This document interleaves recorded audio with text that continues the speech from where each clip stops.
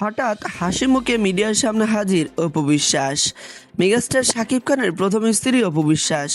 শাকিব খান ভালোবেসে পরপর দুইবার বিয়ে করেছিলেন অপু বিশ্বাস এবং শবনম বুবলীকে। মাঝে মাঝে দেখা যায় তার দুই স্ত্রী বিভিন্ন ইস্যুতে আলোচনার কেন্দ্রবিন্দু হয়ে ওঠেন। আমরা প্রত্যেকে হয়তো ইতিমধ্যে জানি শবনম বুবলীর ইস্যুটা। শবনম বুবলীর ইস্যুটা নিয়ে বেশি উত্তপ্ত গণমাধ্যম এখন। তবে বিষয়টা নিয়ে অপু বিশ্বাস কী বলেছে বা অপু বিশ্বাস কিছু মুখ খুলেছে কিনা, এরকম একটা খবর উত্তপ্ত গণমাধ্যম। শবনম বুবলী যমজ বাচ্চার ইস্যুতে আলোচনার কেন্দ্রবিন্দু হয়ে আসছেন, এটা আমরা প্রত্যেকে জানি।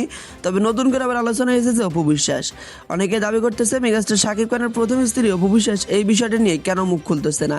তবে একটা কথা আপনাদের জানিয়ে রাখি, শবনম বুবলীকে ইস্যুতে অপু বিশ্বাস বরাবর মতো চুপচাপের ভূমিকায় অভিনয় করতেছে।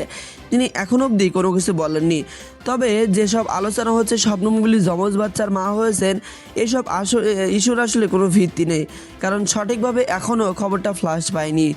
অফিসিয়ালি কোনো ঘোষণা এখন অবধি আসেনি। তবে মিডিয়ার বিভিন্ন পেজ এবং ইউটিউব চ্যানেলে বিভিন্ন ছবি পোস্ট করা হচ্ছে, বিভিন্ন ভিডিও পোস্ট করে দাবি করা হচ্ছে তিনি নাকি যমজ সন্তানের জন্ম দিয়েছেন।